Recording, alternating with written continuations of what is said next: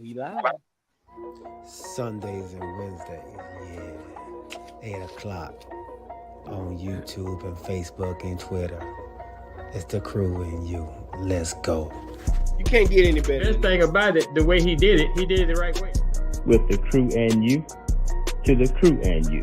Do y'all have anything to say about What up, baby? Welcome to the crew and you. Congratulations to my dog, Chuck Little John, the OG. Y'all didn't notice I've been changing hats all night, have you? No. You've been doing that.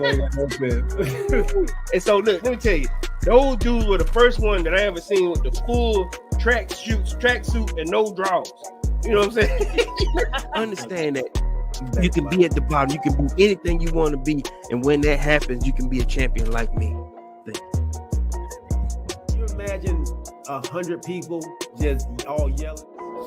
With the crew and you, to the crew and you. With the crew and you, to the crew and you. What up, baby? Welcome to the crew and you. I'm your boy G. To my right-hand side, we got Sparkle City's most argumentative person, the OG himself, Chuck Little John. And underneath us both, man, we got the Caters back to school Sunday. Even though school don't go back to school until August 9th. It's coming up, though. It's coming up, man. So welcome, everybody, man. What's going on, fellas? What it do? What's happening? Man, it's a great day out here. It's a great day, man. Happy Sunday. This is episode 21, season 4, man. We appreciate each and every one of you all rocking with us. Kanisha Davis, James Littlejohn, everybody that's out there on Facebook, Twitter, YouTube, and Twitch, man. We thank y'all. Remember, when you come to the channel, bring a friend, tell a friend. When you come, don't come by yourself. All right, baby. Let's go ahead and jump right in. Before we do, I got to give our special sponsor a big shout out. None other than Mr. Alvin. Are you in the market for a new home or looking to refinance your conventional FHA or VA loan? The crew and you have the perfect guy for you, the mortgage guy, Alvin Jameson. That's right, Alvin Jameson at alvinjameson.com. You can also reach him as we do at 404-587-9033. Financing a home can be one of the biggest investments you can make. Go with the one the crew and you trust, Alvin Jameson. And when you reach out to him, let him know you heard it from the crew and you. All right, man. Hey, today's show, man, is going to be brought to you by none other than, Sparkle City's most argumentative person, man. The OG himself, man. OG, let's get it, baby. All right. Let's get it. So we got a good show for everyone out there tonight. But it wouldn't be me. We could talk about a little football, a little basketball, a little, of course, WNBA since I'm hosting. And we'll talk about the FIBA basketball team. But I have to live up to my name, being most argumentative. And I'm going to start out by giving Mr. Brian Harmon a big shout out for winning the British, for being the golfer of the year, winning the British Open. Now, Corey, you will be happy on one of these notes that he is from the University of Georgia. That's where the college. Okay. But on a side note, talking about golf, since y'all are big time Live fans, just want to let you know, 16 players played in the tournament. None in the top 10. None. Your big names. Phil Mickelson, cut. Justin Johnson, cut. My man G all over Brooks Koepka when he won one of the majors this year. +8. Bryson DeChambeau, +7. These are your Live golfers, ladies and gentlemen. So I want to know how y'all representing Live by coming to a major and playing like this. First of all, you throwing shade? Is this shade you throwing initially? Or is this are you trying to give us an update? I bring receipts. So it's kind of receipts and shade, but I bring receipts with my shade. Let you know, Live is not always stayed up to be with these golfers when they come to play in the big game. Well, okay. They Live and PGA together now? Concerns? Yeah. Live in the PGA. They one of the same. You know right they're now. playing them. No. So No, they're not. There is no separation. They Yes, are all part of the same team now. Right, it's the same thing, buddy. No, they're not. Same thing. No, they're not. Where's that documented? That's been accusated and said, but no form of documentation has been proven and given. What are you talking about? That's all talk. Show me documentation where they say they all won. They're not. The merger? The deal is the merger is done. The deal is done. All no. Show me where that's done. Show me where it's done. Do you not want it to be done? Show me where it's done. I mean, it was all news. It ain't like we were in the office. It was talked about. Not official. Remember, Commissioner Cavini got sick when that brought up when that came out, and you ain't heard nothing else about it. Okay, well he did. You tell me that they made this big spectacle about the LIV and National League Golf. Well, I don't know his National League, but golf making a merger. And he said that they just said, don't worry about it. We're not doing it. I'm not saying they worry about it. I'm saying there was talk about it happening, but nothing official has occurred. And when's the last time you heard something about it? You want to hear about it right now? You don't have to keep mentioning, and we're merged. Once FedEx bought, or once UPS bought Roadway, you didn't keep hearing about Roadway. Yeah, right. It's over. That's something totally different. That's something totally different. When the ABA and NBA, when the ABA and NBA came together, you didn't keep hearing about the ABA. You didn't keep hearing about the merger. You ain't remember nothing about that. You just talk about what you read. Don't even go there. But I guess what he's saying is once the merger is done, why keep talking about it? Okay, we'll have to talk about the merger. But the fact is, these okay, so you want to put it that way? So these players that went to the LIV and abandoned the PGA, they still didn't show up in this tournament. Look, so what I just did, I give you all 16 of them.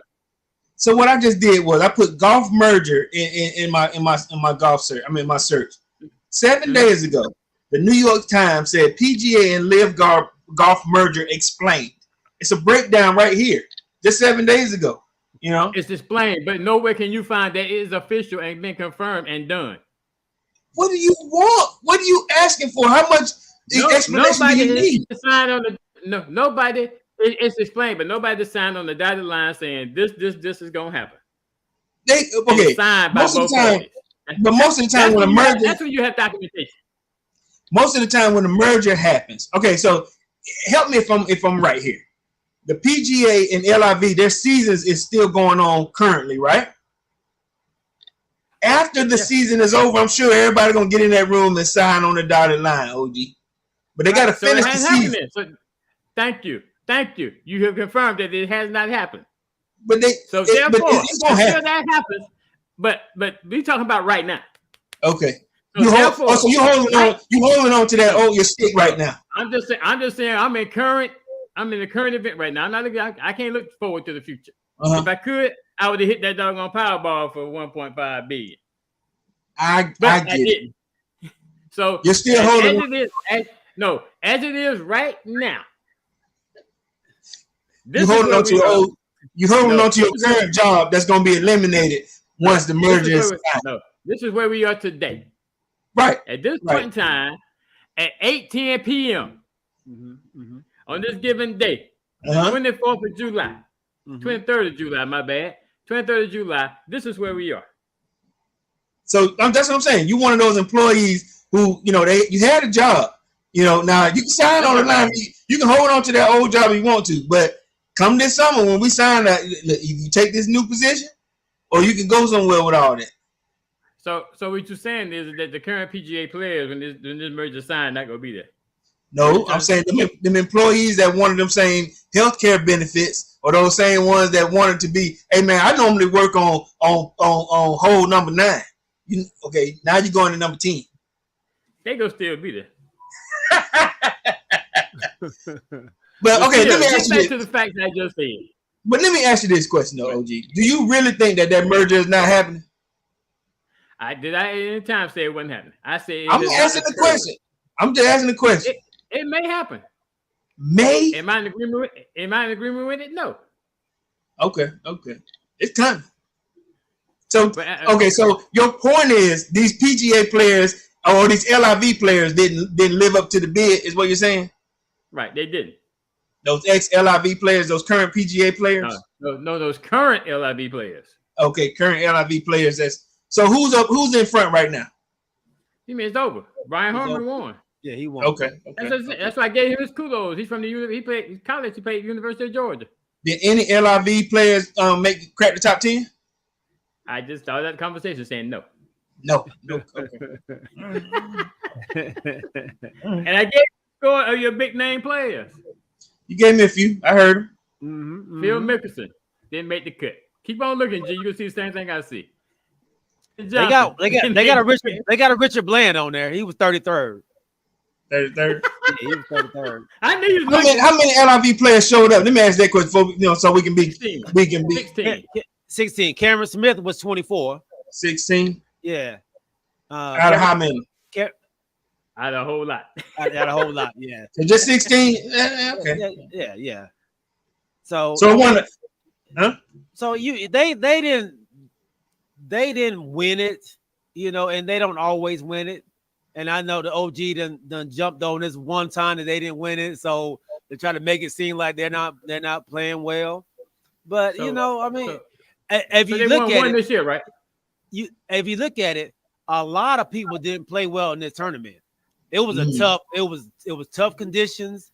It was a tough course.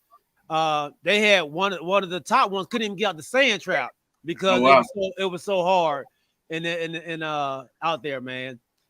It was a tough course, and you can see what did the winner win with? What was his score? Let's 13. see. 13 under. A 13 under, but yeah. Next person was 7 under. Was 7 under, right? And then it dropped 4, 3, 2, like. But they're all playing on the same course. Same conditions. But it was a difficult day. If you look at the top ones, a lot of them you don't normally see up there. You got McElroy who can never finish anyway.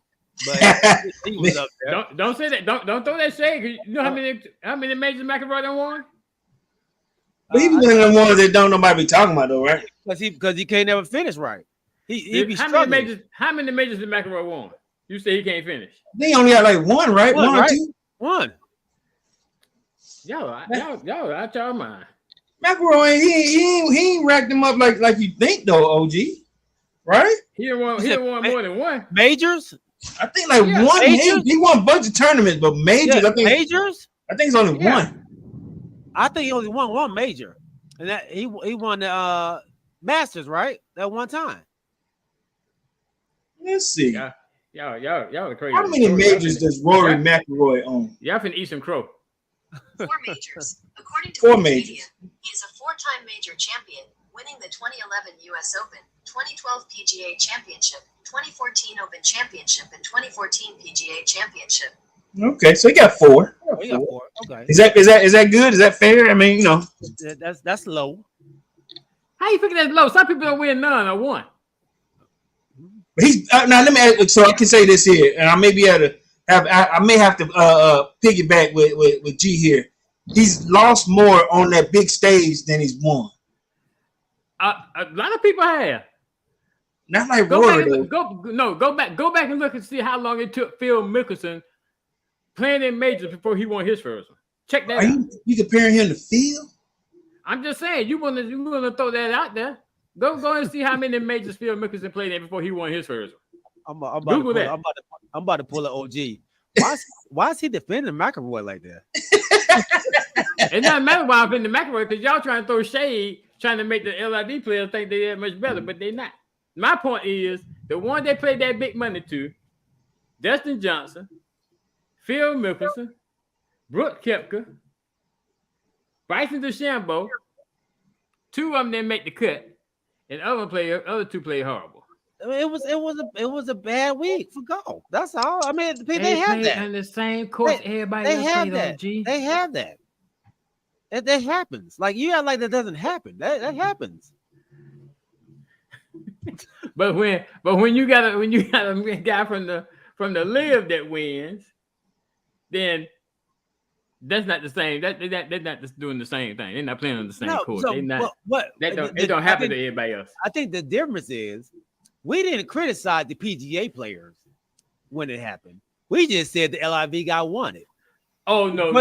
You need to go back. No. You need to I don't even know what everybody else has done when Kapka won. When I don't know who what other PGA players did. I don't know what even go there.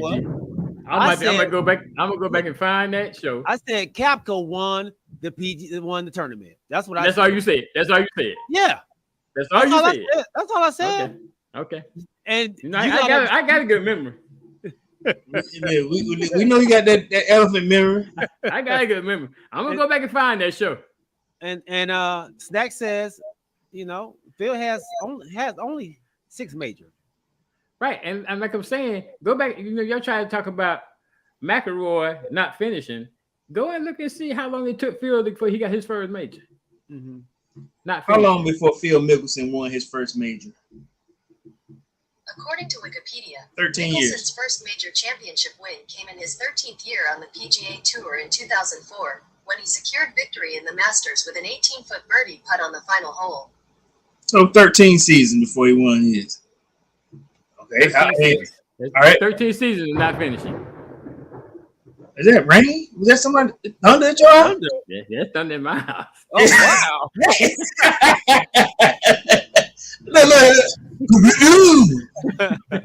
Okay. Wow. You better start lying over there. I'm not lying. I'm bringing the facts. When I come with like this, I'm bringing the facts. Hey. All my research got written down before we came on this show tonight. You bring a Hurricane Hugo also. God, come on. That's out your high. Look, that's in your backyard. No, man, don't bring up Hugo, man. I got a t-shirt saying I survived Hugo. Oh, really? Man, Hugo was tough. Hugo was a beast, boy. Sure it was. Hey, my dad. So James said, what did McIlroy shoot, man? He shot 6 under. Just for the record. And that's tied for what? That's tied for like 7th or 8th place because like sixth place. Yeah, because like 4 people had 7 on the tie for 2nd. Mm-hmm. Yep. Let's see. Okay, Shade Master. Now I'm curious. Let's see. Started off the show with Shade. All right. Corey, you had something you want to say about that? I was just going to say how long before Rory won his first. Oh, okay.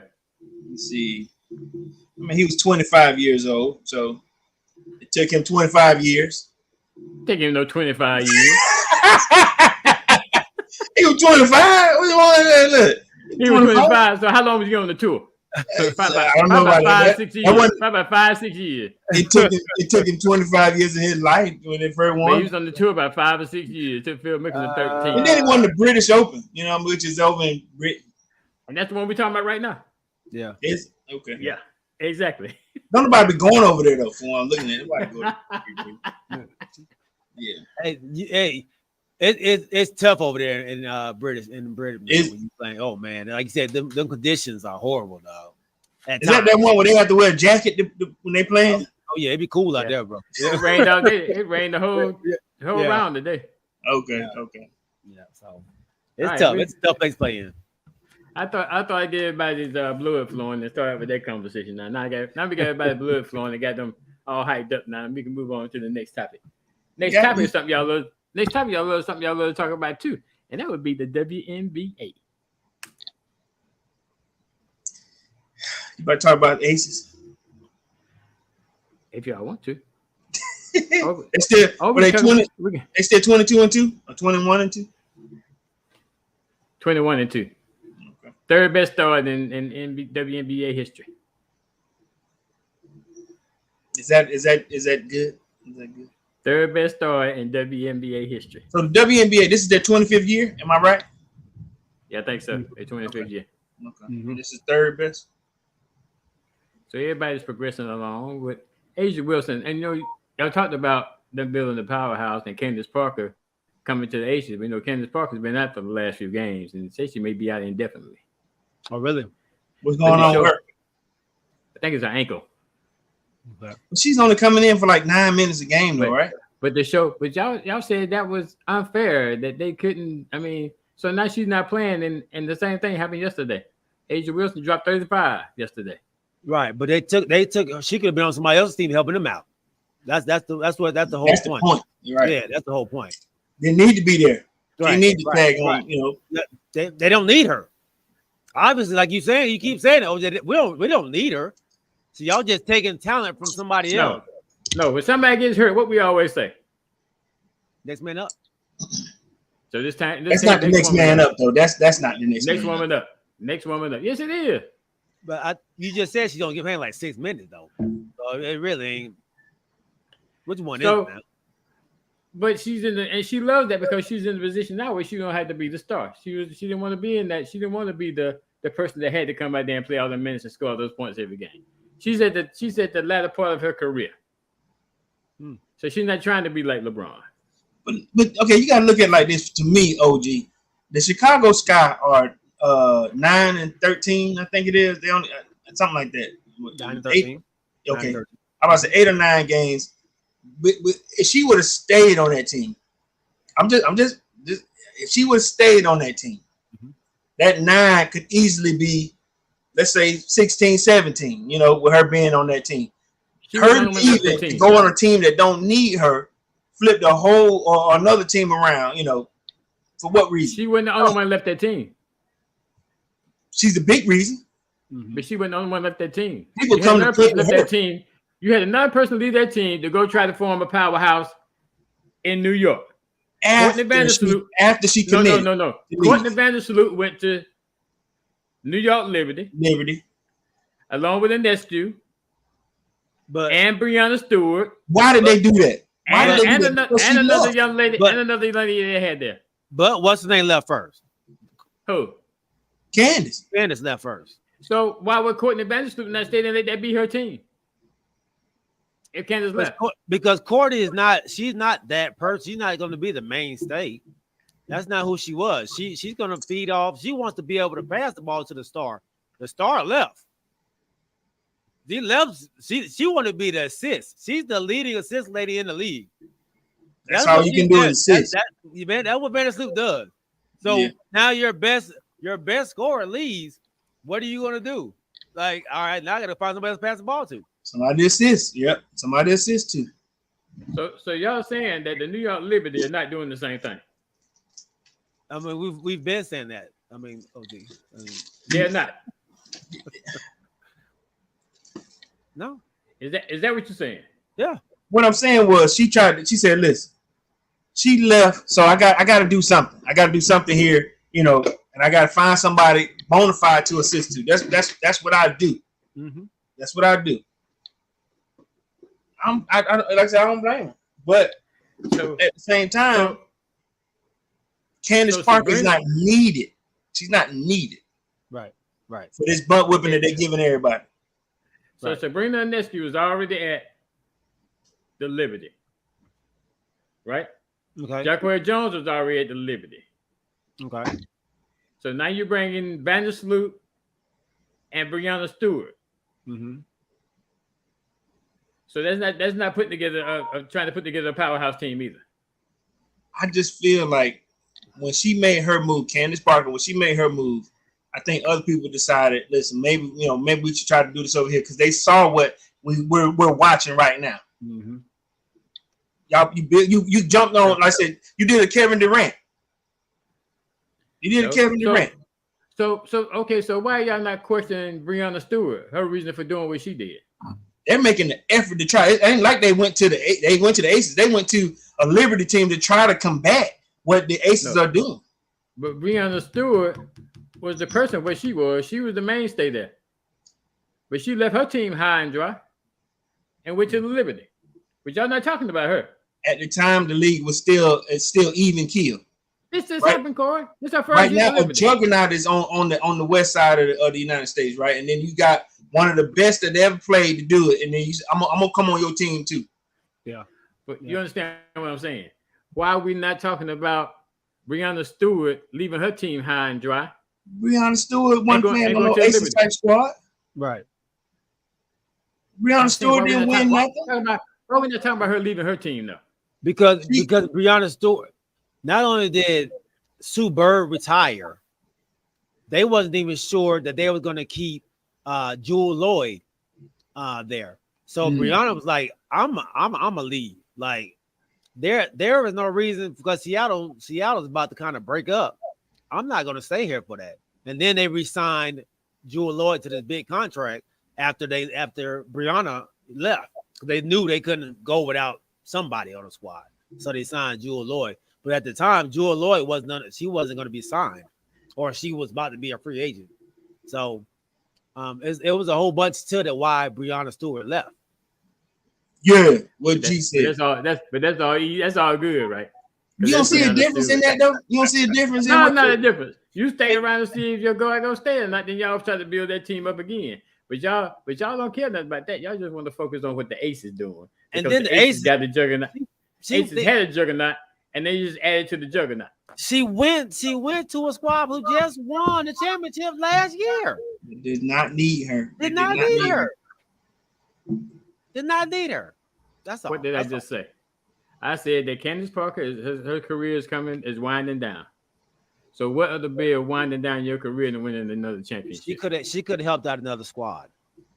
What squad could she have gone to and helped them beat the Aces? She could have helped out the Dream. She could have helped out. They're not gonna win. She could have helped out. Stayed in Chicago. She could have stayed in Chicago. Let me say, hey, the Dream 12-10 right now. Don't sleep on the Dream, man. Did you see the Dream game yesterday? I did not. I saw pieces of it. Okay. They started off way too slow.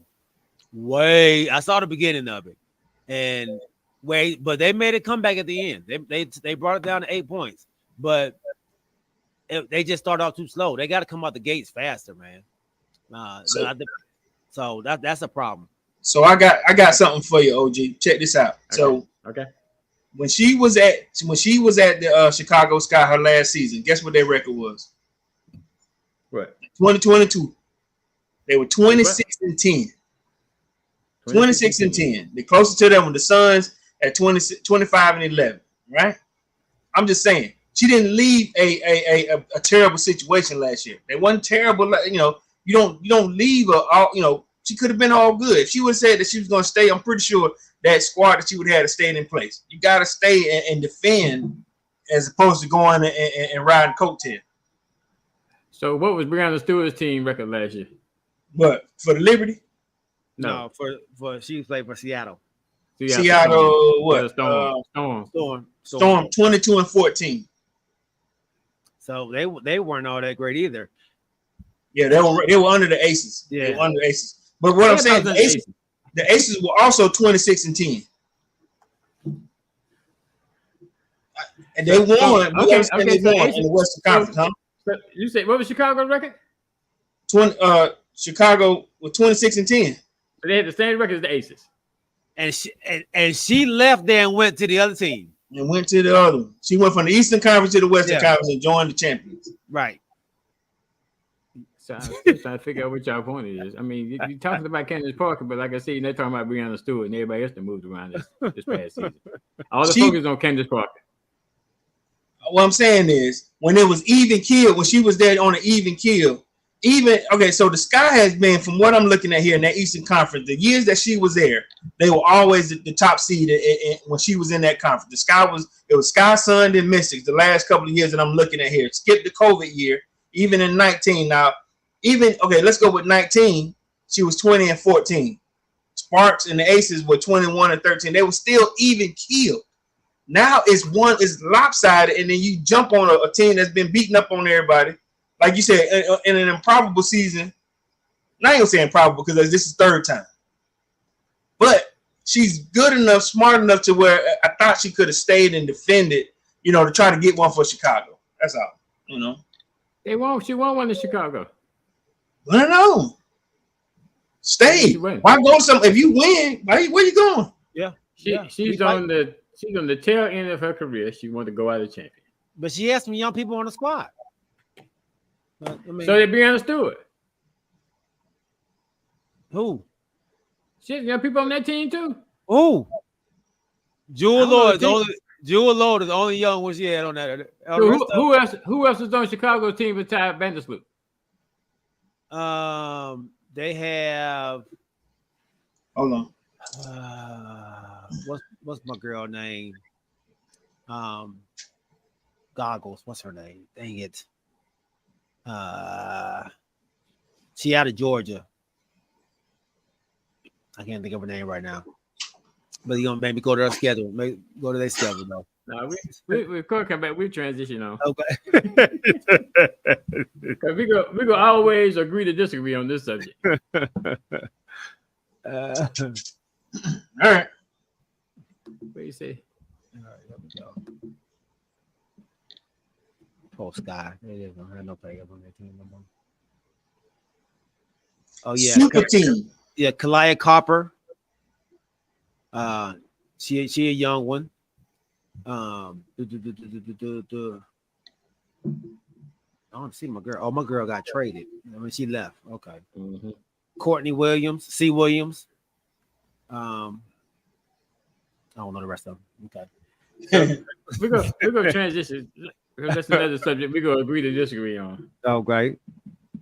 It seemed to be a consistent situation here on the show here. You agree with the juggernaut?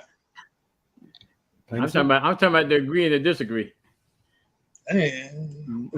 The first two topics we going, it seems like it's 2 against 1, but I'm good with that. That's why I have to live up. That's why I have to live up to my name. Argumentative. Oh, Nisha said y'all better keep that. Oh, you got it. I'm sorry. Go.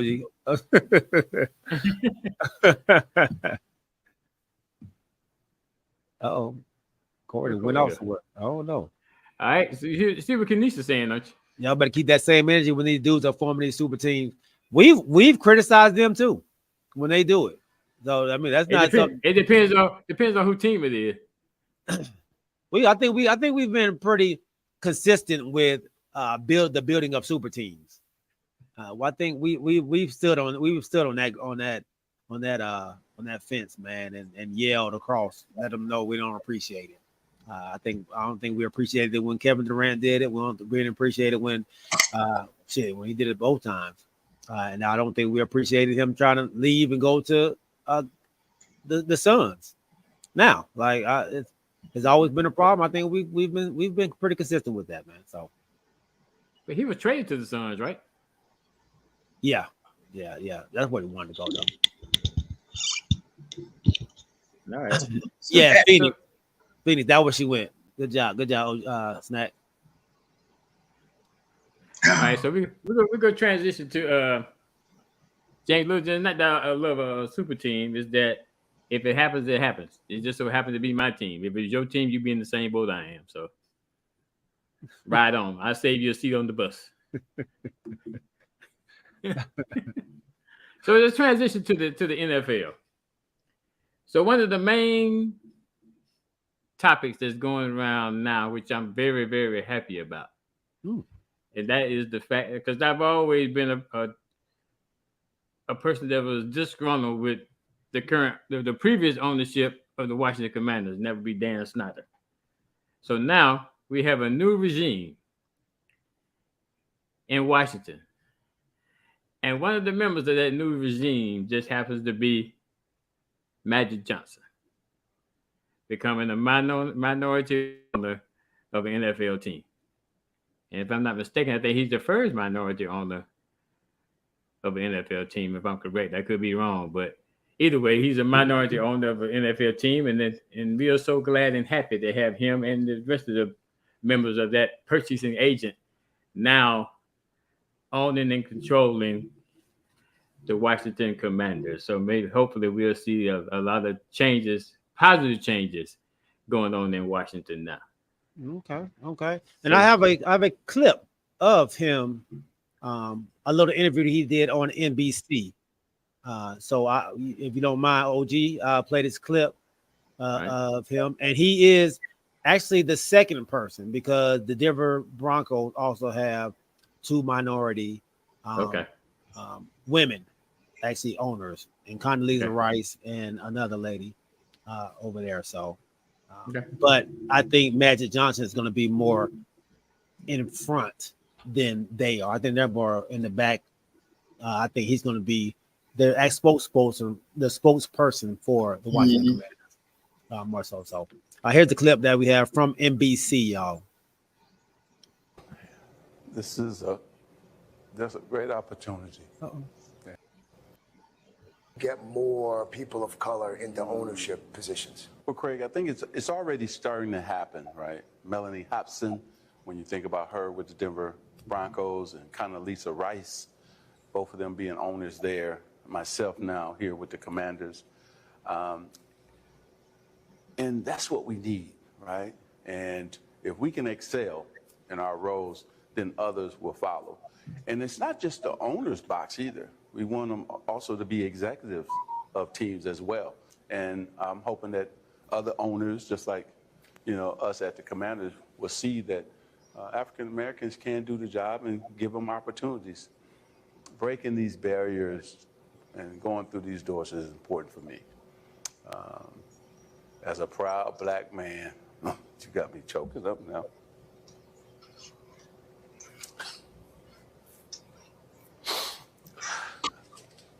When I think about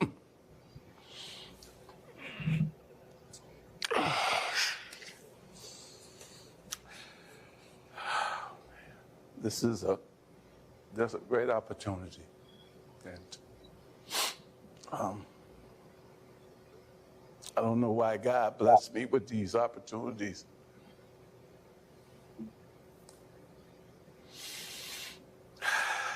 But I want to excel not only for myself and my family, but for all African Americans, and making sure we can see ourselves in these seats. And I want people to know that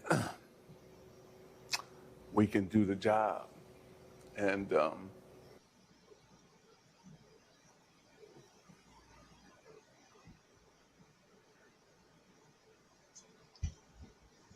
All right, man. So that was the clip. Very, very powerful clip from one of my most favorite basketball players. And I love what he's doing outside of basketball. The businesses that he has. He's a owner of the Dodgers. He's a owner of the Sparks, and now owner of the Washington Commanders, man. So he's doing a hell of a job, and what he said is correct, man. He's trying to open up more doors for people of color, for African Americans, man, to show that we can do the job just as well as they can. And so kudos to him. He picked the wrong team, but you have to put your foot in the door at some point with whatever they give you. This was the opening that they had for him, man. So why was that the wrong team, G? Why are you giving all these kudos and then roll a bowling ball on the man's foot? I mean, I think we all know what kind of team this was and what it is, man. So the one that you want to invest in to make better. They already have a name. They're born losers. Losers. And he want to talk about somebody throwing shade. Like I say, he always throw his little undercover shade in there. But anyway, getting back to the real topic, what we were talking about, and not this shade that he's talking about. But I can't wait till he went the first time he beat the Cowboys, and then we'll see how much shade my counterpart want to throw up that end. Anyway, I think one of the things that he said during that same interview that I thought was pretty serious was he said that because he's part owner in other teams also. Mm-hmm. I think the Sparks, the Dodgers, I think it's a soccer team that he's part owner in. But he said that this is not an ego thing. Ego is not part of what he's thriving to do. And he said why he's thriving to do what he's doing, to show that minorities can sit in those seats and minorities can help run these large teams and these pro teams. So, kudos to Magic. I think he did pick the right team, because if you want to get technical about it, I don't think he would have wanted to join a team like the Cowboys. So he chose the team that he chose and chose to be part owner with who he chose to be part owner with. And if you want to get into why he won't join the Cowboys, we can get into that too. Just let me know. Well, he was trying to join the Broncos. Like he was just taking anybody he could, So it wasn't like he. I don't say it like that. Don't say it like that, G. Don't act like he. I'll tell you, he's been to bring up the argument point. He's been to bring it out. They were looking for a team to invest in, and those were the ones that were available at the time. I'm not saying that he chose sorry teams or nothing like that, because, like I said, Magic is a winner, and he's not going to invest his time, money, energy, that group into a team that he feels like is a loser. And even if they thought that they're trying to make it a bona fide winner, but at the same time, I think that Magic them did a great job in picking this team, because Dan Snyder had, from a name standpoint, made it terrible to be a part of, the Redskins / Commanders and whatever new name that they're going to come up with in the future. So to say that he picked the wrong team, I'm not going to jump on that bandwagon, because that's unfair to do. But I think, like the Dodgers, like the Sparks, Sparks first, then the Dodgers. You make them a winner, and then you give them the best push possible to win games and to be a bona fide contender. Well, let's get it straight. Now the Dodgers were winners before. No, they weren't. No, they weren't. Hold on. They won. They had won in some years, but they were winners before that. Now, right? They were a good team. Okay. In the National League, like I said, they won a championship. When have the Washington Commanders been a good team? So see, there you go with your little low down shade again. I'm just because my thing is, what does the team have to do with the fact that this minority man is not part ownership of an NFL franchise? What they have to do with anything? What does that have to do with anything? I got off track, OG. I'm sorry. I got off track. See, you finna to make the argumentative part come out here in just about 2 seconds. I'm sorry, OG. I did get off track. We weren't talking about the Washington Commanders. We're talking about Magic. I'm sorry. You trying to throw your little shade in there. My bad. So, Snack. Go ahead. So Snack is saying, stop it. We got to stop acting like wealthy blacks. Make the whole society is going to change.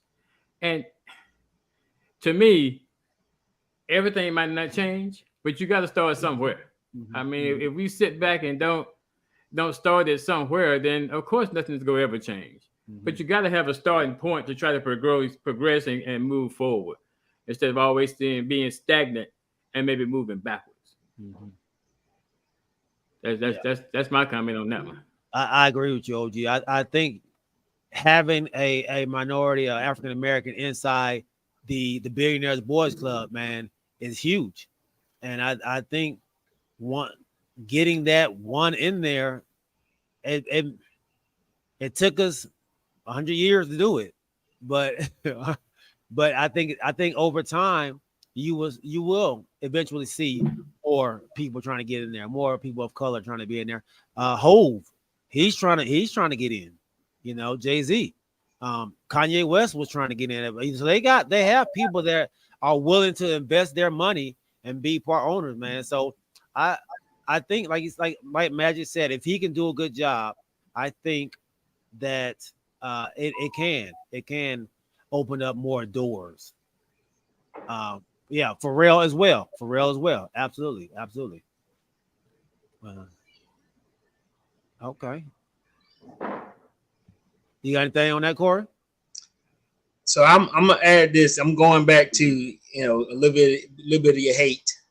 I'm going back to their winning season. So Magic Johnson tagged onto the Dodgers in 2009 or 10.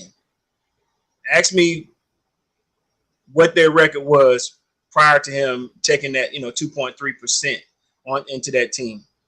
In 2008, 2009 season, they finished, I want to say 7th or 8th. When he came on with his team, they finished first, then second, then first again. Since 2010, they have been a winning squad. Before them, they struggled a little bit because that was during that days Bobby Cox and the Braves, when the Braves were kicking butt in the 90s. You know what I mean? But were they still good though? They were you know, when you look at when you say were they good, if there are 32 teams in the National League, you know, split it in half, they were in the middle, like winning 8th, 7th, 9th. You know what I'm saying? They didn't have a whole lot then. They had to have some guys come in and invest in the team. Okay. You know what I mean? So I'm not saying that they got 57 winning seasons, but they went through that era. That was just like this opportunity right here. He was a hometown hero. The Los Angeles Dodgers needed some investors to get behind that team and bring them back to that old winning ways. Mm-hmm. Maybe when you lived in California. Mm-hmm. What if that same group of people are going to try to do this for the Commanders, or going to do this for the Commanders to bring them back to, you know, those Joe Gibb days when they were the, you know, serious Redskins of old. Mm-hmm. And to add to that, you know, the thing is that Dan Snyder has been there many years, and to me, he's been checked out. No doubt. So, and I think that feeds down to the coaches and the team. So, you know, only time go tell what the outcome is. I'm not going to be a typical Cowboy fan and go out there and predict I'm going to win the Super Bowl. But they'll get better. I'm just saying. But I think we'll get better because we had an owner that had checked out. Now we have owners that are going to be vested in the team and in the players. So I think that's going to make a big difference. Sure. So that's what I'm saying. I don't agree with you saying it's the wrong team, but you know, between them and the Broncos, Dan Snyder chose this group here to sell. Right? He had to choose this group to sell to. Mm-hmm. So let me ask you this then. So how long do you think it's going to take for the Washington Commanders to come out of purgatory? It's in purgatory, man. You saying y'all team in purgatory? You shouldn't be saying that. They're not in purgatory. So I gotta quit. I gotta answer that. They're not there. They're the worst team in the league, and they're not. And that's what I'm saying. They're not in football purgatory. That's the way you're trying to come across. I mean, they were the worst team in the league. They was the worst team in the NFC East. They was number 4. The NFC East was a tough division last year, but they haven't always been the worst team in the NFC East. So don't try coming with that shade, G. Okay. If you're trying to bring the shade, just because your team is being 12-5 consistently and not going no further, now you want to try to throw this undercover shade. But like I always say, when it's all ever said and done, you sitting right beside me when the playoffs still continuing. So stay with you, wanna, but time will tell. And when that first win come against the Cowboys, don't be sick. Don't be out of town, because it's gonna be on and popping. Bring your popcorn. So the answer to his question, in my opinion, how long? I think they're going to start off right out the box, you know, putting money into places where you can, you know, afford different players, better players. You know, Magic Johnson does bring some allure with him that people want to play for. So honestly, if it's not this season, definitely next season he will make an impact. He'll make an impact. So isn't this still Dan Snyder's team that is out there? So don't you have to kind of get rid of Dan Snyder's team to be able to move on with your team? Don't normally take that? No? I don't think so. I think, like I said, nobody wanted, you know, probably didn't want to play for him. The front office probably didn't want to work well. You know, you bring in a different attitude for players or workers, it's gonna change around for you. Yeah, that's what I said. Dan Snyder had checked out. Yeah, after all the problems came up. Yeah, he was just there on paper. Okay. But to me, as far as operating the team, he had checked out. So now we got somebody that's coming in with a different attitude that the players can feel like they want to play for. I'm not saying they didn't do that. Yeah. But I'm not saying they did do that, but I just think that it's going to come top down to the coaches, to the players, to see there's a new regime in here, and we're going to run this a little bit differently than it has been in the past. Okay. Now from a front office standpoint, sure, I think all them email people, them problem child children, they gonna get, because management gonna come in there first. Mm-hmm. They gonna say, Mr. Galen, all that cowboy stuff that you got on your wall there, we got to reevaluate, your loyalty to this franchise. Mm-hmm. You know what I mean? Mm-hmm. Maybe this is not the place you need to work. We understand that you've been on some emails, you've been on some hating end of this group. Mm-hmm. Let's go ahead and let's tenure your service here. We're gonna bring in somebody that cares about this team, that wants to move forward. Thank you for your service. Didn't y'all hire a black GM, OG? Who did y'all hire at GM? Yeah, I'm not really sure. Okay. You saying they got a new GM right now? They may. I mean, I guess since it's new ownership coming in, okay. The thing is, they may have a new GM. Like like you're saying, they may think that the I'm not saying they will, but they may think that the current staff is still maybe pro Dan Snyder. I guess they'll have to evaluate that and see if the staff fits into the direction that they plan on going to. Yeah, and then if they don't, then they're gonna have to change things around. And I'm pretty sure you got to do that kind of evaluation, because they're gonna be some people that Dan probably kept there and keep me ahead, keep me in the loop, or don't let them do this, Right. Yeah, they got a clean house, Right. I'm pretty sure. So the new owner is probably gonna come in and do like he's been doing in Philly. So he's the owner of the Philadelphia 76ers too. So who's part owner? The owner of the Commanders. The main guy. Yeah. Josh Hill, I think it is. He's the owner of the Sixers as well. Basketball team. Okay. Yeah, one picked up Ben Simmons and Harden and stuff. So don't do. See, there you go. There you go. That shade again. He's made great decisions. That undercover shade. That undercover shade again. Where you get it? And then Martin Mayhew talk about me throwing undercover shade. Martin Mayhew was the name of the GM. Man, your shade ain't undercover. Yours is it hit you like a fart. You did that, but you know who it came from. Now G Hills is silent, but that. Both of them still stink though. So Martin Mayhew is that. But I will say this here. I didn't get a chance. Big ups to Magic Johnson and his and this development team that he put together, or that he's a part of. Yeah, he jumped on board. He jumped sort of like the Dodgers. I think with the Dodgers, he only owns 2.3%. I think it's the same way with this here with his group. It's a little bit under 10%, but he will bring a change. He's gonna be the face. He's out in Baltimore dancing to their music now. You see him. What you eat? Melted ice cream. Oh, I was saying, man. I know what that was. I was saying. This last thing I'm gonna say on this is the thing is that he didn't have to join this group. He wasn't forced to.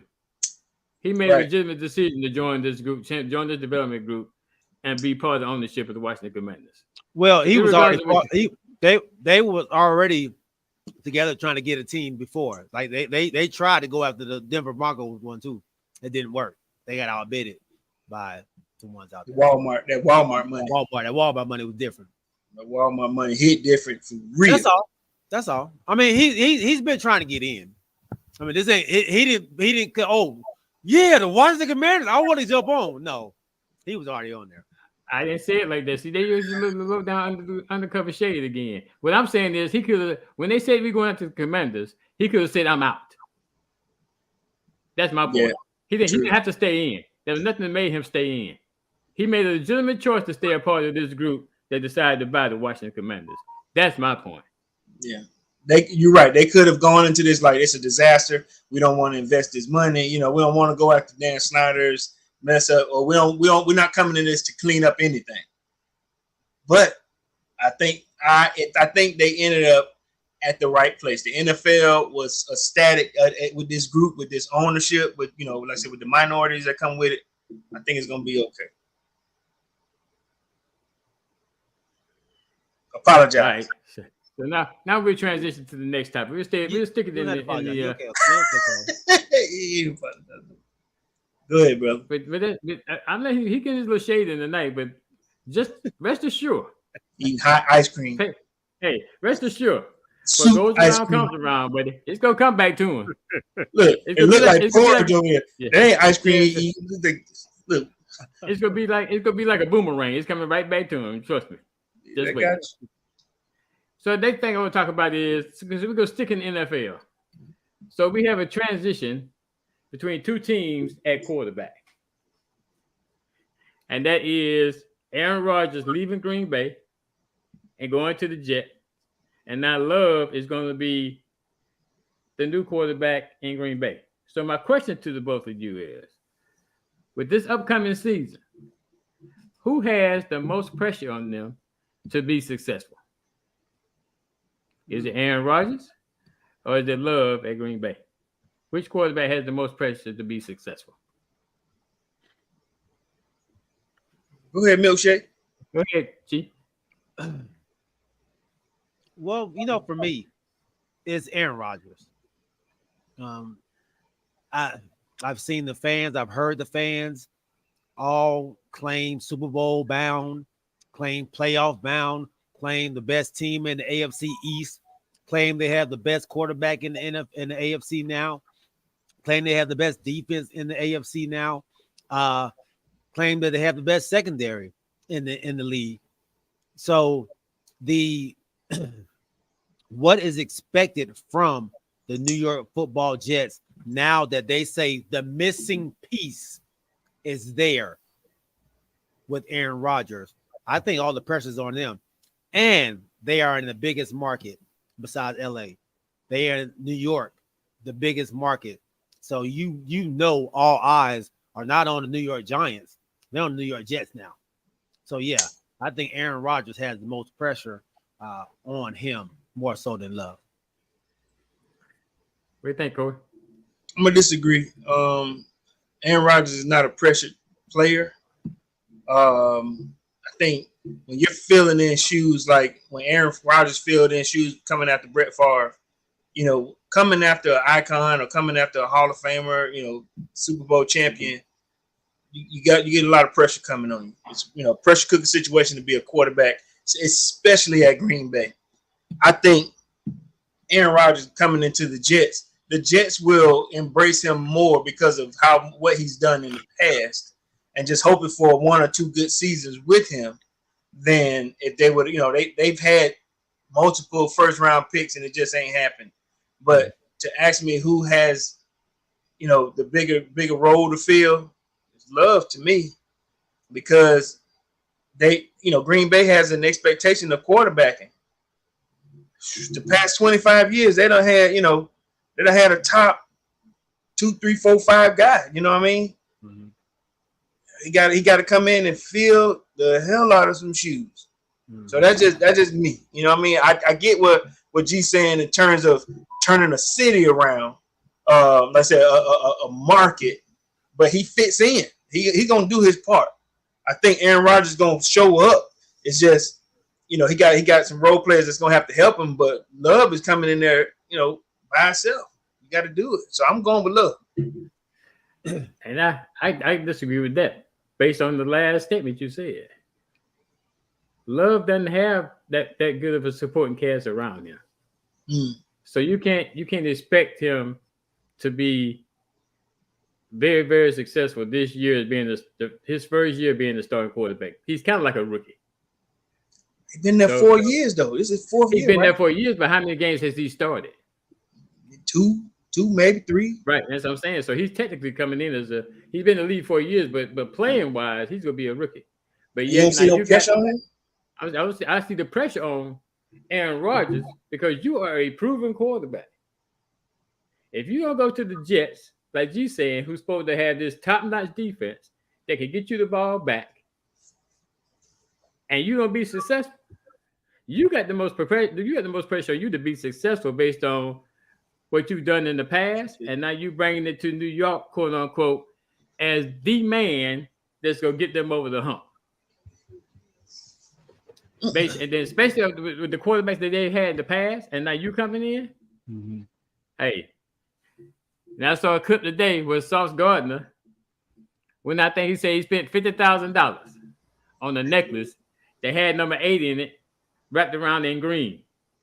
and put on Aaron Rodgers in the weight room. I don't know when it happened. I just saw that clip, but yeah, right. To me, Rodgers has the most pressure.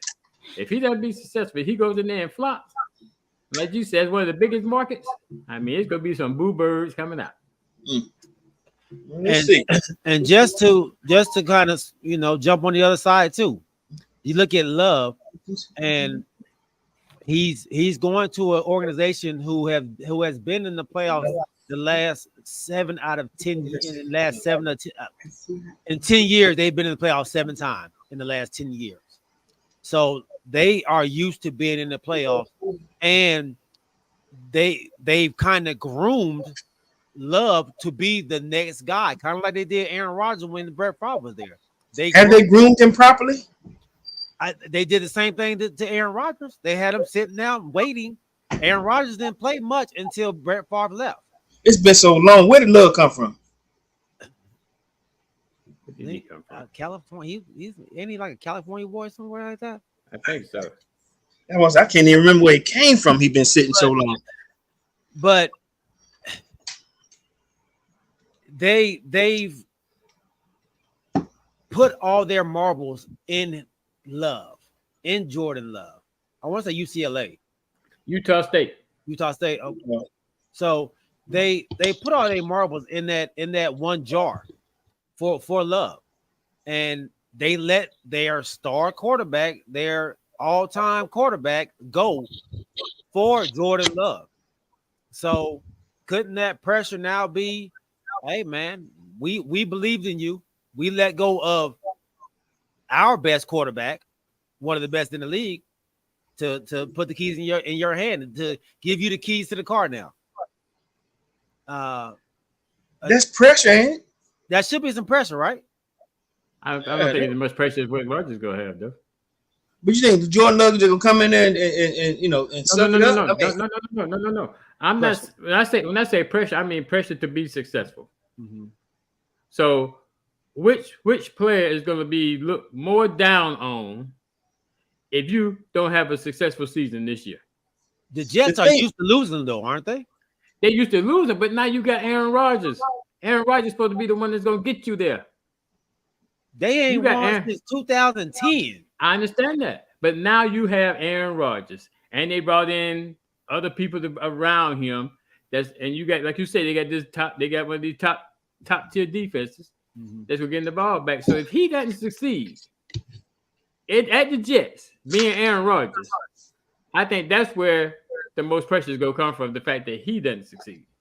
Because you can talk about they groomed Jordan Love to be that next man up. Mm-hmm. But does Jordan Love have the same kind of supporting cast that the Aaron Rodgers had when he took over? Mm-hmm. I don't think he does. Mm-hmm.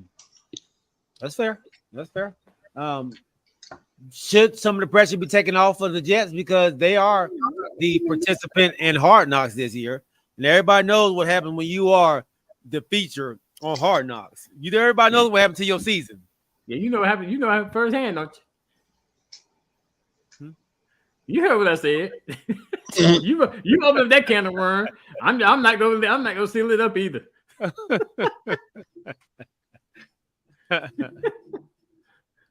I guess we got different views on that. But it is what it is. But I think technically both of them gonna have some pressure. But it's just a matter of who has the most pressure to be successful. Y'all think it's Jordan Love, and I think it's Brett Favre. Not Brett Favre, Aaron Rodgers. Yeah. I would Aaron Rodgers too, man. I would say G said Rodgers. Yeah, I'm a Rodgers too. Okay. So not your guess is more first year pressure on Rodgers, and the Jets have gotten better. That's fair. They all talk about the quarterback that they had before him getting there. They made it sound like that may be the only thing that may have been holding them back, is the fact that they didn't have a good quarterback. But I believe everybody on the show said that they don't even think the Jets are going to make the playoffs. So how much better do we think they've gotten? It's not a matter of better. We need to realize the conference they playing in, number one, and number two. Like I said, that's why the pressure's on Aaron Rodgers. So Snack Panther saying is pressure, but we didn't even know who Jordan Love was in college. He wasn't good enough to get Rodgers out of Green Bay.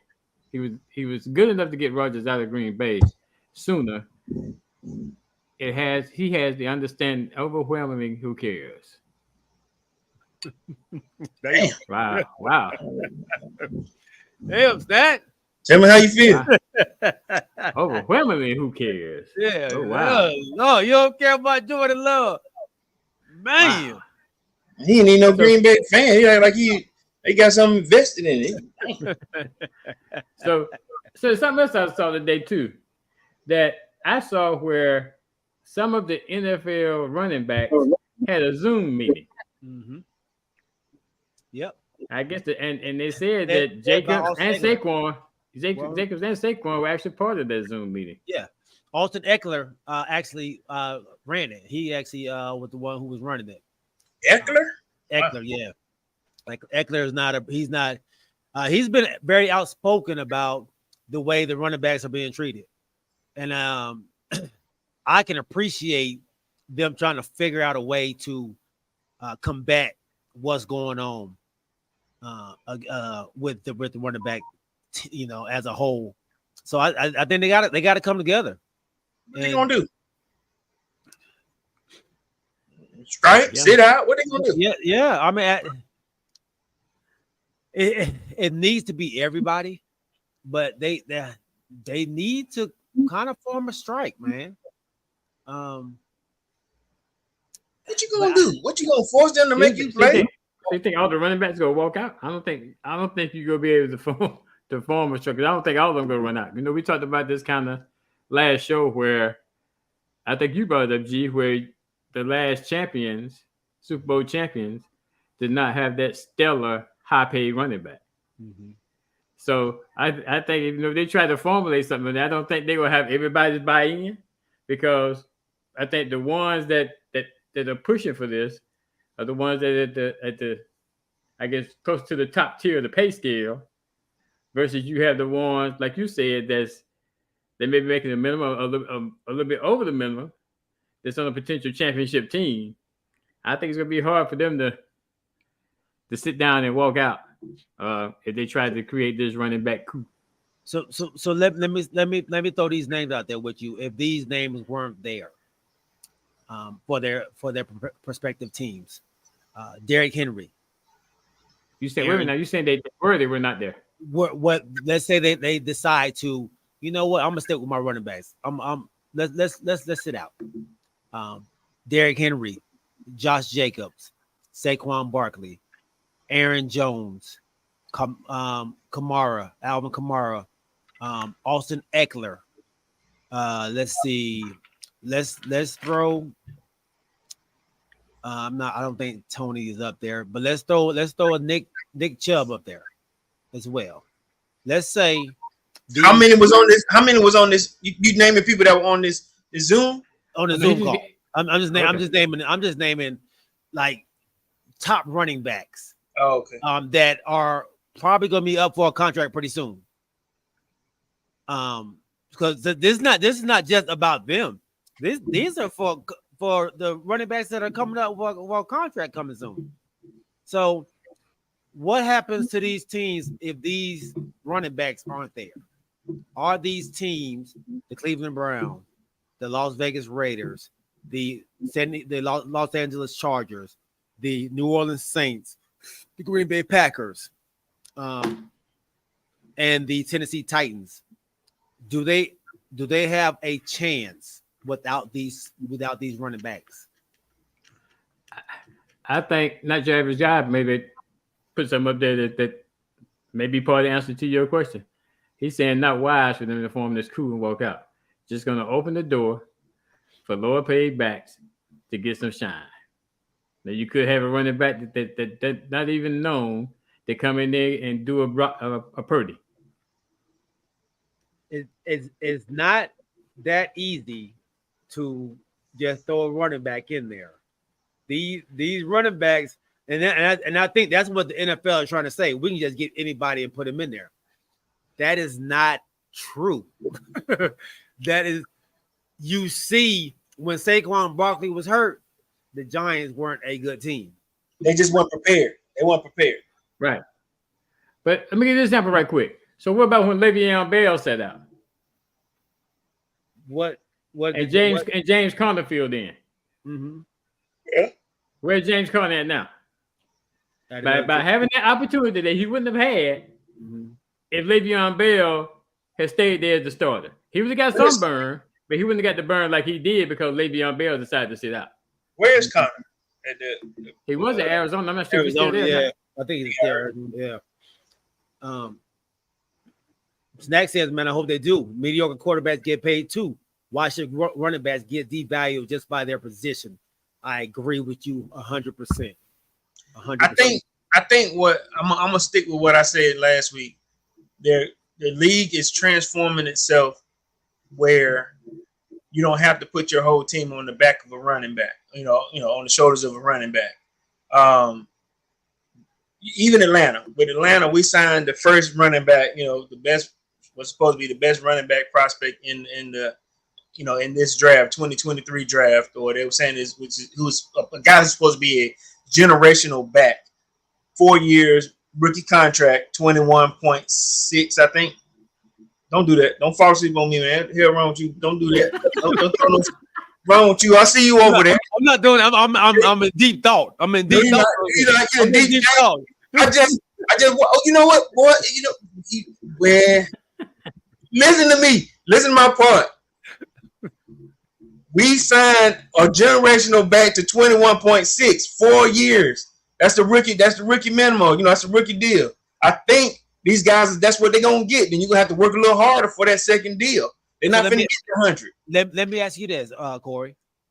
Let's say your generational running back is a monster for these 4 years. Okay. And they offer to give him under his value. That's what are you okay with that? What I'm thinking, I don't know what I'm okay with right now because he gonna work through that 4 year deal, and then by 4 years we're gonna know what the value of running backs are. Right? No, the values of running backs they used to be high, but they're trying to devalue them now. So that's what I'm asking you. If they are not, if they try to say, hey man, we're not gonna pay you what the highest running back on, we want to give you the lowest or the mid. Even though you've been the best in the league for the last 4 years, or up there in the top 3 in the last 4 years. So you're saying last 4 years, so 4 consecutive years. Yeah. So Derrick Henry has been the top for the last 3 or 4 years. Saquon Barkley has been the top for the last 3 or 4 years. 1 year. 1 year. Yeah, 1 year. Yeah, 1 year. Last year. He had a good rookie season. Blew his ACL again. He's still on this is his 3rd season, right? But we still had him as one of the top running backs in the league. Am I not wrong about that?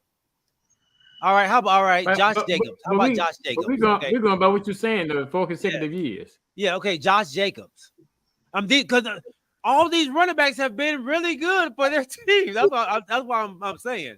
You should be an example. The Cowboys should be a main example for this. He got his second deal. We paid Zeke his second deal. He going his 3rd now. Like we gave Zeke his second. Y'all are not giving y'all your second. That's the difference.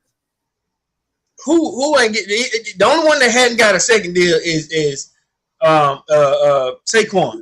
He's the only one that hadn't got a second deal yet, right? And Josh Jacobs. Josh Jacobs. Josh Jacobs need to find a team, right? Because I think he's with the Raiders. Is he officially on? He's still a Raider? Yeah. Okay. He got offered the franchise tag too. Okay, I got an example. So let me tell you, let me go back, when I was in college, in 97, my buddy worked at Service Merchant. Open your eyes, man. Stop doing that. In 1997, when the DVD player came out, it was $400 for a DVD player. I'm talking about we all put in there. Like we had 2 roommates up top, 2 on the bottom. He was like, hey man, we need to buy this DVD player. I said, how much? It was $100 we had to put in a piece for a DVD player, right? And then we couldn't even afford but one DVD, which was Purple Rain, because it was clearance. But what I'm saying to you is, same way with a flat screen TV. Remember, flat screen was just, the value diminishes, and I think the game is trying to tell us that a running back, after a while, we're gonna have a certain price for a running back. That's all I'm saying. Even if it's my guy, in 4 years, we'll know if he's worth 50, 75, or they're going to just do an extension again. We don't know, but we just know that the league is trying to go to the point where the value of the running back should not break your squad. You hear me over there. Don't you hear me? You hear me, man. I just think the game may be changing. Facts. We keep saying that, but I keep showing y'all the quarterbacks that these teams that are winning have. Yeah, but it's got to start somewhere, G. It's what you mean? It's gonna happen sooner or later. Like you said, Josh Jacobs deserve a bag. My wife just said, but what bag? How much? Probably not what he's thinking. Saquon, he got a bad wheel. He's good when he's playing, but then you want us to give you 100. You want us to give you a bag, but you ain't working with us at least a little bit. You deciding to not play. You're gonna mess your own career up. I'm once again, I'm standing on the side of the running backs.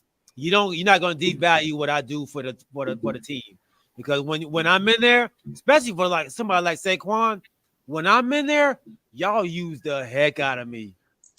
Y'all use me for everything. Y'all Christian McCaffrey me, and now you're gonna tell me I'm devalued? Get out of here, man. He's not the only one going through it though. He's not the only one. It's league round, right? It's league round. I think the league, yeah. So I think as the running backs, I think they need to come together like they are on their call. And hey, you know what? I'm not playing. Not playing. Christian McCaffrey too. What would the 49ers be without Christian McCaffrey now? He fine. He don't have no money problem. He ain't looking for it. He's still on his deal. That's the problem. They weren't winning before McCaffrey got there. They were. But we all said bringing McCaffrey there made them a better team. They made them a better team, but they were winning before he got there. That man said, ask Earl Campbell if he was treated fairly. Earl Campbell was going through. He wished he would have sat out for more money. Because they didn't have free agency back then. They did Earl wrong, man. They ran Earl to the dirt. They did, but back then you could only play. You played at one team, let they trade you. Your life. Yeah. So you saying that the running back should walk? I think they should walk, man. I think they should walk. Somebody they were playing the Canadian League. But I'm gonna tell you, like my dad told me a long time ago. Don't never think because you leave a job that your shoes can't be filled. You're not gonna stop the show. He know that. He know what we work at. The show still gonna go on. Mm-hmm. He know that. Whether you there or not. Mm-hmm. That's true. Well, what you're gonna do is you're gonna be a talented guy that's gonna give another person a chance to play. So how do you fight? How do you fight for your work?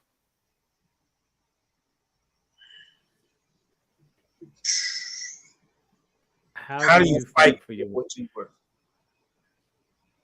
Do you? I'm not saying take the deal at all. I'm not saying that, but you can't ask for max bucks when the value of your position has changed. But y'all keep saying it's changed. Has it changed? Because they are still. Josh Jacobs last year was the leading rusher in the league. Okay, you also had Devin. Cook. I mean, they doing it all together as a league deal. But what I'm saying, where has it changed? They're changing it now. Their productivity has not changed. Productivity has not changed. Right, so, but the value has. How? Listen, okay. Remember when 1,000-yard rusher was that was kicking butt. Now 1,000 yards, they don't have a lot of value because it's 17 games. What they're wanting now is a little bit more out of because you playing 17 games, you get 1,000 yards times 7. I mean, divided by 17, that's like 70 yards a game. That ain't a lot. They want a lot more productivity out of a runner in 17 games. That's what I'm saying. When they look at it now, when like I said, when a guy says he's 1,000-yard back, it don't really hold a lot of credit, because now if you got 70 yards a game, or let's say, I don't even know my math was right, but 17 games, how many yards should a running back have per game? So, let's see. Josh Jacobs last year had 1,653 yards. Okay, that's almost 100 yards a game, right? That ain't a lot. That just means he got in I'm just saying 100 yards a game. This man that had 1,600 yards, you said that ain't a lot? But I'm talking per game. I don't care what you talking about. That just means you got 100 out of me a game. Less than 100 out of me a game. That is amazing. Remember when a running back did 200 yards? No, not every game. They probably did 200, and then the next game they did 85. Okay, what about 150 at least? You know what I'm saying? Emmett didn't do that. Emmett didn't have no 89-yard game. Yes, he did. When you have great a great game for running backs, if you break 100, that is a great game. It's not, you don't get 100 yards like when they say, oh, this man was on a good run. He had 4 games of 100 yards. If I got 27 to 35 carries, I should get 100 yards. No. 35 attempts. 35 attempts. 35 attempts. You should get 100 yards. I should get 100 yards. Who's getting? Nobody's getting 35 attempts no more, because you said you're saying the game changed, right? I'm saying it changed, but like I said, if I'm not going to give a running back 27 to 35 touches, then I shouldn't be paying that max buck for that. But I guess my thing, what we don't know is what is the expectation between both parties? I mean, what are the running backs expecting? And what we don't know is what's being offered that they're turning down. Mm-hmm. So I'm sure the teams are offering something, but that's the underlying fact that we don't know. Right. So what are the running backs expecting versus what is the team offering, and where's the division? I guess those are the points that we don't know. You're right. And then Steve said the same thing. What if you gain more than 75 on 3 or 4 of those runs? I mean, I get it. What I'm saying is it's an unexpected position. If you want a running back to get these carries, to get these yards, or you want somebody that's going to either be in fullback position, going to be a blocker a little bit, you're going to do the off the run. But some of these quarterbacks have a position now where they run just as much as a running back. I remember when Emmitt Smith held out with the Cowboys, and they were like, the running back era.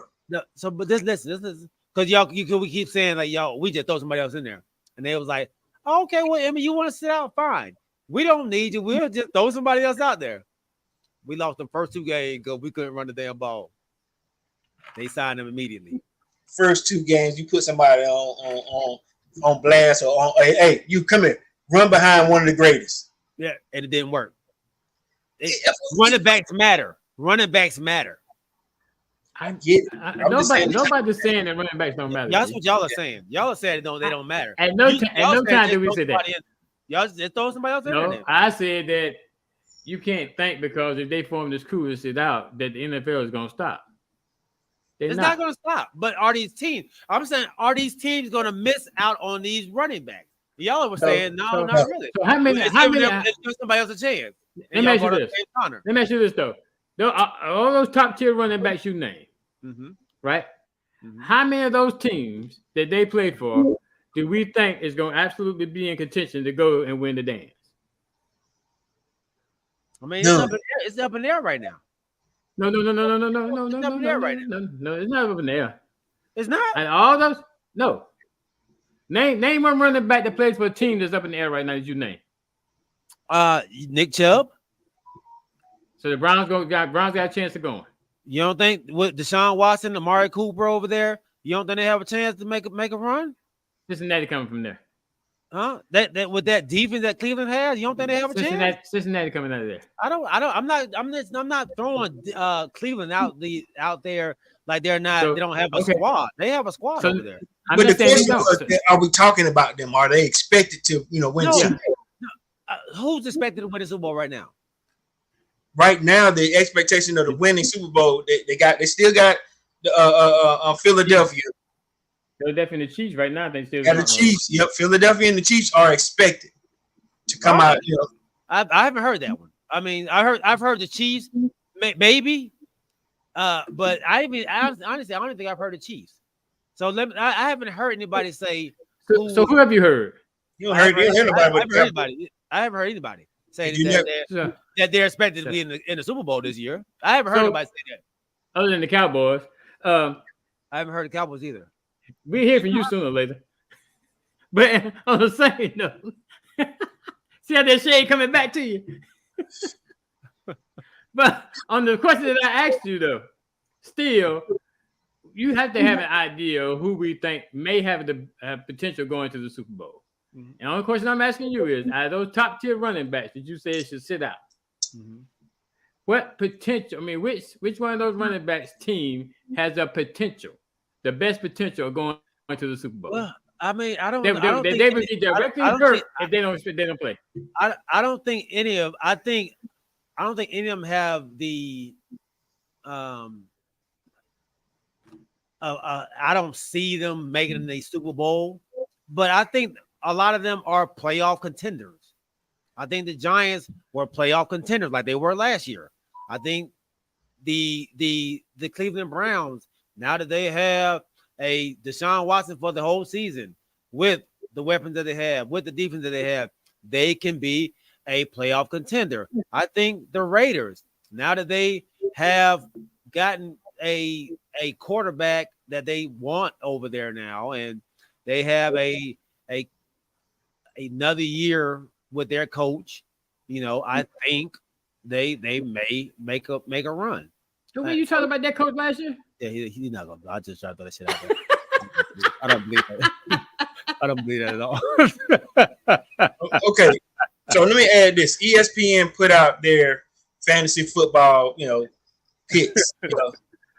And normally, we sit on these also, but they're also how how the NFL ranked them. So right now, in your top 5, you got Austin Eckler, you got Christian McCaffrey, my guy Bijan Robinson, Jonathan Taylor, of Indianapolis, Saquon Barkley. That's your top 5. All right, 6 through 10, Derrick Henry, Josh Jacobs, Nick Chubb, Tony Pollard, Travis Etienne. That's the top 10 that, running backs, like I said, we always kind of lean on fantasy, but then at the same time, we lean on their productivity. What was the top 5 again? But Snack Panther came up with something that I thought about also. You got defensive linemen that are running 4.5, at 290 pounds, that's running them guys down.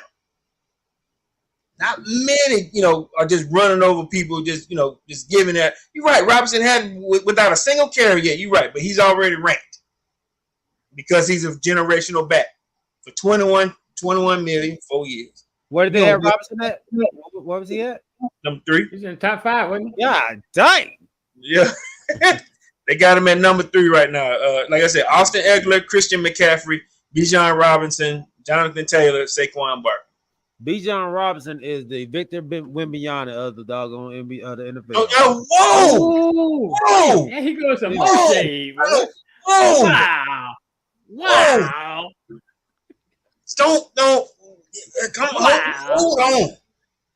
Where and why? Major shade. The type of hype that they're putting on Bijan Robinson is the same type of hype they're putting on Victor Wembanyama.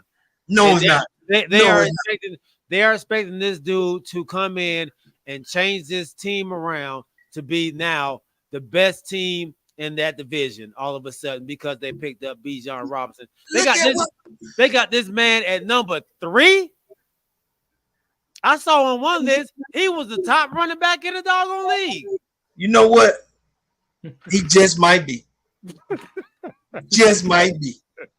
Thank you, Steve. Ryan Leaf was a generational talent.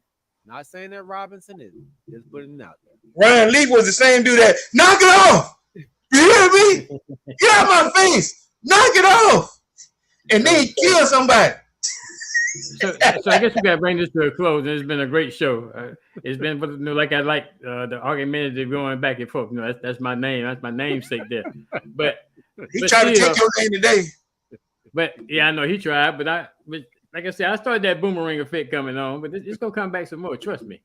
But thank you, Snap. The last point I want to say, y'all can elaborate too, is all those running backs you say if they sit out. And I keep saying the show will go on. Those teams may not win as many games, and that's a given. Mm-hmm. But then again, you might have a running back that comes in there and shows out, and they may progress on. So I don't think they go sit out. I think they're just trying to form a cohesiveness to try to say this is what we all need to try to do. Now, whether you get everybody's buy-in, I don't know. What are y'all final thoughts? I think it's more. I think they're coming together for more than just talk. I think they're trying to come up with something, man. I don't think they're just. I think they see a problem happening. So what is stopping the NFL from doing this to other positions? Running back's just the beginning. But what's stopping them from doing it to the kickers? What's stopping them from doing it to your wide receivers next time? What's stopping them from doing it to your defensive tackles? You know, but you like nobody's getting paid. They're getting paid. Players out there getting paid ain't getting the guaranteed money. This offseason. You know what? All those positions you just named. Except we had 2 running backs and not. Steve just made a good point. The players union. That might be one of the main problems. I hear, and a lot of players have been coming out like the players union ain't for the players. The players union are, hey Roger, where are we going? Hey Raj. No, Demarius ain't chummy like that with him. Demarius. Yeah, Demarius. Yeah, he ain't chummy like that. No, I mean he doesn't sound like it when I hear him talk, but hearing other NFL players, they don't speak fondly of him. Yeah, Rodgers worked for the owners. Demarius, his goal is to make sure the players get what they want. I'm just saying we're seeing a trend here. I'm not saying that they shouldn't do what they need to do, but you're gonna end up losing your gig if you push too hard the wrong way. Right now, we're just seeing the value of a running back slightly diminishing what these owners want to pay. But who is devaluing? The team's not devaluing, the owners are. Maybe. That's what the problem is. But G, I guess my last thing I'm gonna say about it is I still go back to say we don't know. What we don't know is what we're not privy to is what's being offered, what's being turned down, or what the expectation is of the running backs. Obviously, it ain't enough. They turning it down. Ain't enough based on what? Not enough based on what though? Their worth. So I guess they don't see eye to eye on their worth, I guess. So I do like the OG was just saying. I'll give my last closing thoughts and then we'll close out. I guess everybody can do that. The game is evolving. The game has changed. No, the game has evolved, and then the game has also changed.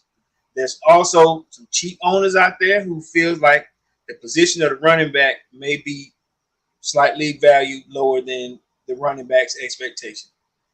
Unless the players union comes up with something better, I think it's going to continue to do that. A la the wide receivers who are getting less pay and going to these teams where you're not expecting them to. Some of these running backs may be doing the same thing, going to these small market teams who are willing to get this money that they're looking for, but a big market may not be willing to pay. All right, and I'll give my closing statement, man. Believe in what you believe in, man. Believe in yourself first before anybody else can believe in you. If you believe you're worth the money, man, sit out, running backs. Show them your worth, and by not playing that's what it takes. Le'Veon Bell did it, and I know a lot of people don't like that he did it. but he believed in what he believed in. So, hey, you fight for what you believe in, man. So I'm with him. That might be a bad example. What happened to his career after that? OG. He got his money though. He got his money. He got his money. I guess what I'm gonna say, like, I guess is, I think the game is just changing. I'm not saying that the running backs are devalued, but you remember once upon a time, teams used to have fullbacks. How many teams got fullbacks now? Mm-hmm. Yeah, so the game. Yeah. So the game, right? Exactly. So the game, the game is changing, and I guess they just have to come into an even keel and get to the point where everybody feel like they're valued and they're getting paid the right money. I mean, the money they expect. These running backs have to do what they think is best for them. Now, whether they're sitting out or not, I don't know. That'd be best. We've yet to be seen. But the last thing I'm gonna say is that training camp starts next week, so we'll know which way they're going. Not next week. This week. I mean, this week. Yeah. Yeah, this week. This week, man. So, it's been a great show, gentlemen. And G, you can go ahead and close us out there, buddy. Yes, sir, man. Great job, OG. Great job, man. Episode 21 in the books. We appreciate each and every one of you all rocking with us, man. It's been a great show. We want to give a special thanks to